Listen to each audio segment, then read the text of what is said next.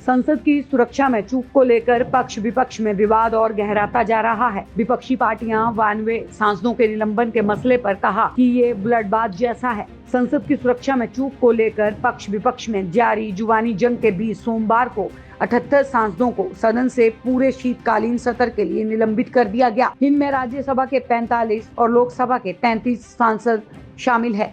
मौजूदा शीतकालीन सत्र से अब तक 92 सांसदों को निलंबित किया गया है। इससे पहले गुरुवार को लोकसभा के 13 और राज्यसभा के 1 सांसद को निलंबित किया गया था। इस कार्यवाही को विपक्षी दलों ने लोकतंत्र की हत्या बताया। सूत्रों के मुताबिक विपक्ष कल से संसद की कार्यवाही का बहिष्कार करेगा।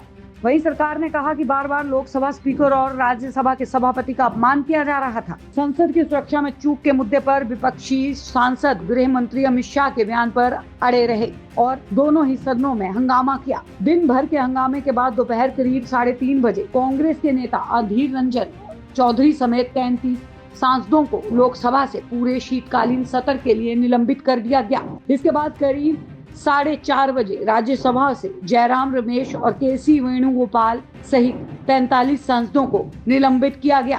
केंद्रीय मंत्री पीयूष गोयल ने सांसदों के निलंबन पर विपक्षी आलोचनाओं पर कहा कि बार बार ये लोग सदन का अपमान कर रहे थे। उन्होंने कहा राज्यसभा और लोकसभा में विपक्ष और सहयोगी दल घमंडिया गठबंधन के सदस्यों ने भद्दा हंगामा किया, सदन का अपमान किया। लोकतंत्र के मंदिर में देश को इन लोगों ने शर्मिंदा किया है। स्पीकर ओम बिरला और चेयरमैन जगदीप धनखड़ का अपमान किया गया। इसे देश नहीं सहेगा।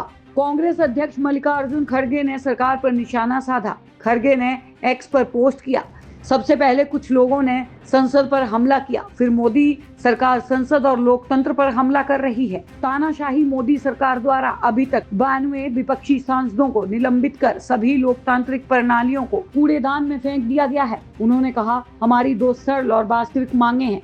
केंद्रीय गृह मंत्री अमित शाह को संसद की सुरक्षा में अक्षम्य चूक पर संसद के दोनों सदनों में बयान देना चाहिए और इस पर विस्तृत चर्चा भी होनी चाहिए। खड़गे ने कहा, प्रधानमंत्री किसी अखबार को साक्षात्कार दे सकते हैं, गृह मंत्री टीवी चैनलों को साक्षात्कार दे सकते हैं, लेकिन उनकी उस संसद के प्रति कोई जवाबदेही नहीं बची है जो भारत के लोगों का प्रतिनिधित्व करती है। उन्होंने दावा किया, विपक्ष विहीन संसद के साथ मोदी सरकार अब बिना किसी चर्चा के महत्वपूर्ण लंबित कानूनों को पारित कर सकती है, विरोध की आवाज कुचल सकती है। सांसदों के निलंबन पर जयराम रमेश ने कहा कि लोकसभा के साथ राज्यसभा में भी ब्लडबाथ हुआ और 13 दिसंबर को हुई सुरक्षा चूक पर गृह मंत्री अमित शाह के बयान की मांग करने और नेता प्रतिपक्ष को बोलने की इजाजत देने की मांग करने पर इंडिया की पार्टियों के 45 सांसदों को निलंबित किया गया।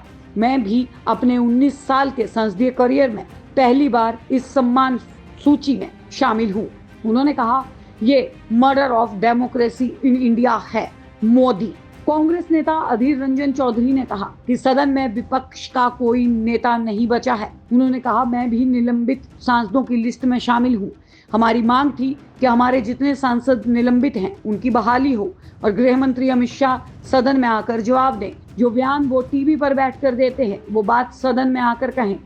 सांसदों के निलंबन पर कांग्रेस सहित अन्य विपक्षी दलों ने संसद भवन की सीढ़ियों पर प्रदर्शन किया। इसमें विपक्षी नेता रघुपति राजा राम गाते हुए दिख रहे हैं। निलंबन के मसले पर विपक्षी गठबंधन इंडिया के फ्लोर लीडर्स मंगलवार को बैठक करेंगे। सूत्रों के मुताबिक इंडिया गठबंधन के सांसद लोकसभा और राज्यसभा की कार्रवाई में भाग लेंगे। इस पर बैठक में अंतिम फैसला लिया जा सकता है। 4:30 बजे सदन की कार्रवाई आरंभ होने पर सभापति जगदीप धनखड़ ने हंगामे को लेकर विपक्षी दलों के सांसदों का नाम लिया।